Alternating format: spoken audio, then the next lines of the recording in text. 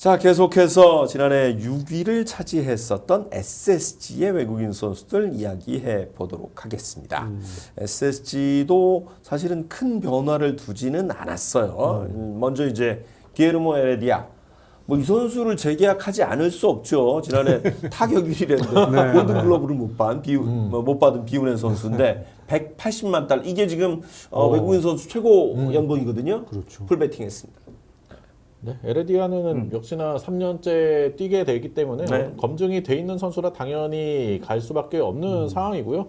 워낙 또 타격적으로 좋은 모습 보여주고 있기 때문에 이 선수에 대한 걱정은 전혀 없습니다. 그렇죠. 게다가 성격 좋고 뭐 팀원들한테 얘기 들어도 다 칭찬하더라고요. 네. 성격 좋고 적응도 잘하고. 예전에 뭐 그 칼 세레모니 메이저리그에서 많이 했었잖아요. 네. 그리고 뭐 이 선수가 뭐 홈런 30개 치고 그런 선수는 아니지만 그렇죠. 그 이상의 역할을 충분히 해주는 선수이기 때문에 이 선수는 뭐 정말 국내에서 가장 성공한 네. 또 외국인 야수 중에 하나라고 무조건 볼 수 있죠. 네. 지난해는 이제 21개의 홈런, 195안타, 118타점.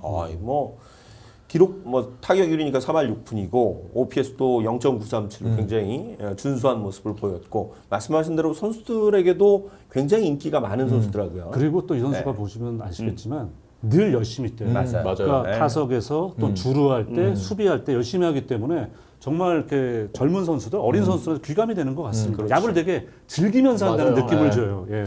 특히 이 선수가 이제 작년에 좌익수로 많이 나왔는데 홈보살이 꽤 많았어요. 그러니까 그 부분도 정말 저는 굉장히 상대 팀에게는 압박하는 부분이 좀 있거든요. 예. 그래서 뭐 게르모 헤레디아의 재계약은 뭐 당연한 수순이라고 본다면 그리고 투수 이제 두 명은 드루 앤더슨도 일단은 주저앉혔어요. 120만 달러에 이제 재계약을 했습니다. 네, 드루 앤더슨도 지난 시즌에 보여줬던 모습이 꽤 좋았죠. 그렇죠. 이제 KBO 리그에서 가장 빠른 포심을 던졌던 선수가 바로 드루 앤더슨이었거든요. 압도적인 구위와 함께 커터 슬라이더, 뭐 커브, 체인지업 다양한 공을 던지지만 이제 커터 슬라이더 비중이 가장 높은 선수였고요. 이제 이 선수도 워낙 구위가 좋기 때문에 그리고 지난 시즌에 좋은 모습을 보여줬기 때문에 안 치는 거는 뭐 당연한 선택이었다고 생각합니다. 그렇죠. 지난해 11승 3패 성적을 올렸습니다. 그렇죠. 뭐 중간에 합류한 거를 생각을 하면 정말 맞아요. 압도적인 성적을 얻었고 뭐 KBO 리그에서 최상위의 이 빠른 볼의 구위를 갖고 있는 선수인데요.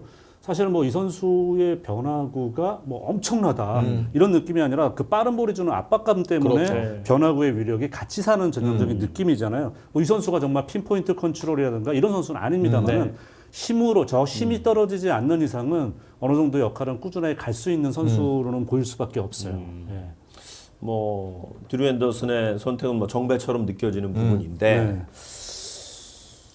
미치 화이트 네. 참 말이 많았고 우리가 이제 이 선수가 어쨌든 한국 뿌리를 갖고 있기 때문에 WBC 때 영입을 하느냐 마느냐 그때 이미 이름이 알려졌고 거의 뭐 생긴 건 박찬호 선수예요. 네, 뭐 깜짝 놀랐습니다. 우리나라에서 일명 짭차노라고 짭차노로 불리고 있는데 네. 뭐 SSG에서도 61번 줘야 되는 게 아닐까 싶고요.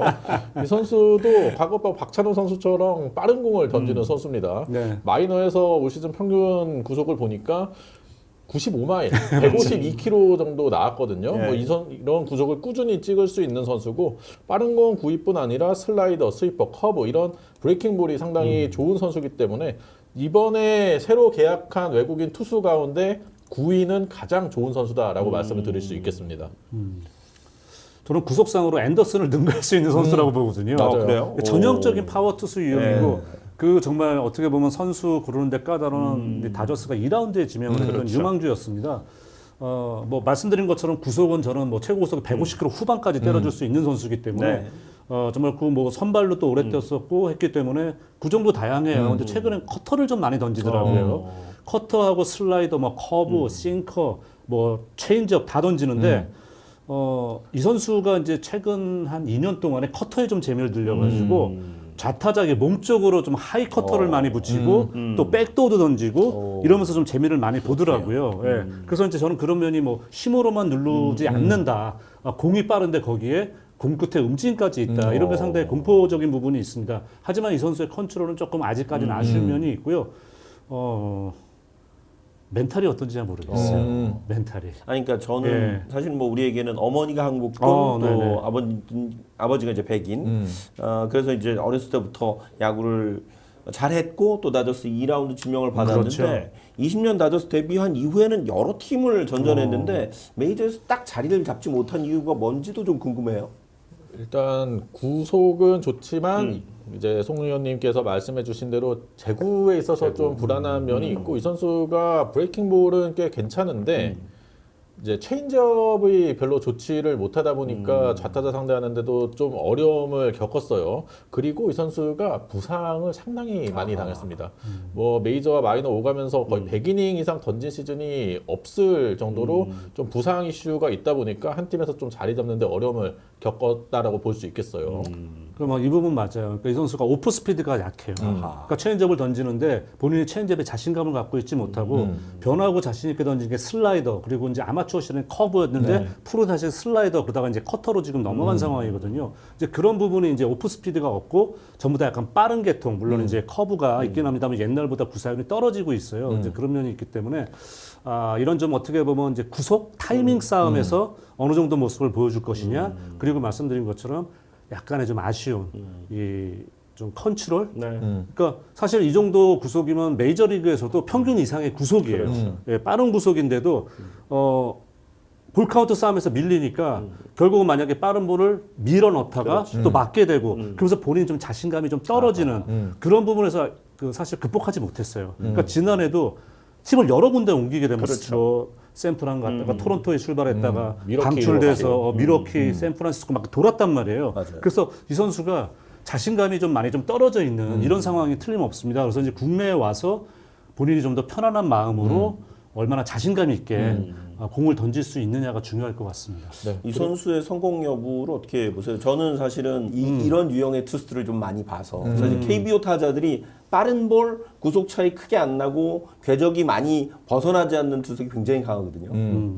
저는 일단 원래는 이 선수가 포심만 던졌었거든요. 마이너 초반이랑 데뷔 초반에도 맞아요. 포심만 던졌었는데 올 시즌 마이너에서 보니까 싱커를 10% 이상 던졌어요. 그러면은 이제 변형 빠른 공을 던지기 시작하면서 타자들과 이제 수싸움도 어느 정도 할 수 있는 능력이 생겼다라고 보고요. 이 선수가 그리고 단순히 빠른 공만 좋은 게 아니라 스위퍼, 커브, 뭐 이런 커터, 이런 브레이킹 볼 계열도 꽤 괜찮은 선수기 때문에 뭐 KBO 리그에서는 워낙 또 구위가 압도적인 선수라서 네, 충분히 해볼 만하지 않을까라는 생각이 듭니다.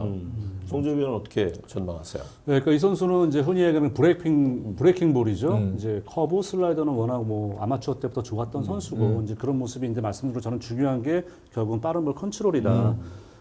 아까 말씀드린 근데 이제 앤더슨 선수가 핀포인트 컨트롤이 아님에도 불구하고 그렇죠.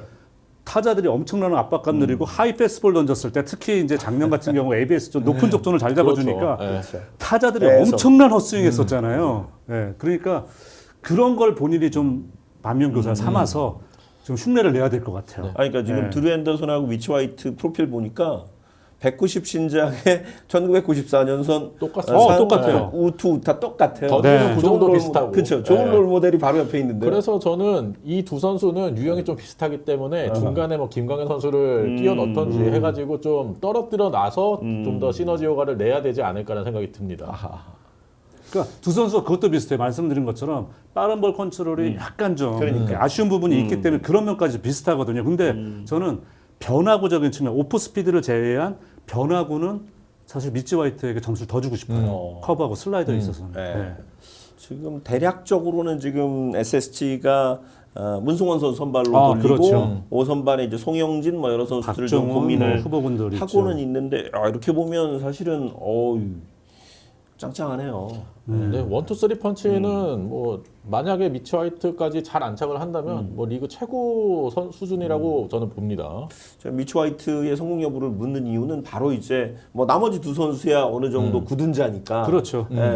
SSG는 사실 화이트만 성공하면 뭐 거의 좋은 학점이 예상이 되는데 어떻게 보세요? 저는 B에서 B 플러스 정도 주겠습니다. 아무래도 미치 화이트가 9위는 굉장히 좋은 선수이기 때문에 정말 이 선수가 부상 없이 잘 뛸 수만 있다면 드루 앤더슨과 함께 가장 강력한 9위의 원투펀치를 이룩할 수가 있는데 아무래도 이 선수가 부상 이슈가 있고 이닝 소화가 최근에 그렇게 많지 않았다 보니까 그런 불안 요소가 있어서 A까지는 주기가 좀 힘들었어요. 송재우 위원은요? 저는 여긴 잘 되면 무조건 A죠. A 풀까지 갈 수도 있어요. 그러니까 앤더슨이 지난해 모습 그대로 이어줄 수 있고 미치 화이트가 그런 모습을 그대로 파워 투수의 전형으로 성공으로 갈 수 있다면 갈 수가 있는데 에레디아는 저는 무조건 자격을 한다고 네. 보거든요. 저도. 무조건 아예 할 수가 있고 따로 뭐 생각도 안 했습니다. 예. 그 앤더슨 같은 경우도 이제 풀타임으로 갔을 때 어떤 모습 보일지. 근데 생각보다 사실 앤더슨이 일찍 투입된 선수예요. 대체 선수치고는. 네, 그렇기 때문에 버거가 빨리 가면서 그렇죠. 네, 더거가 빨리 빨리 갔죠. 덕이 되었던 그냥 오리처럼 사라졌습니다만. 네, 어쨌든 뭐 그런데 저는 이제 미치 화이트 선수만이 지금 어떻게 보면은 변수인 거죠. 그쵸. 네, 변수인데 이 선수가 제대로 안 풀리면은 B로 훅 떨어지겠죠. 모르겠지만 본인이 이제 아까 앤더슨의 그런 모습을 답습한다면은 충분히 A를 할 수 있는 강력한 외인 군단이 만들어질 수 있다고 봅니다. 저는 이제 작년 외국인 선수가 엘리아스였잖아요. 네. 엘리아스가 첫 시즌 잘하고 지난해 이제 아무래도 부상 부상이. 선수가 좀 있었으니까 미치 화이트가 그만큼 그 이상으로 건강해야 그렇죠. 된다고 일단 네. 보고 일단 꾸준한 모습을 보여줬는데 말씀하신 대로 이 두 선수를 뭐 묶어 쓴다거나 두 선수 중에 한 선수가 잘 안 된다거나 이러면 좀 변수가 되지 않을까. 딱 보면은 김광현 선수 중간에 껴넣는 그러니까요. 게 뭐 가장 좋은 해법이 되지 않을까 생각이 들어요. 네. 그래서 하여튼 뚜껑을 한번 SS 네. 좀 열어봐야 되지 않을까. 그런 기대, 걱정 반반 있습니다.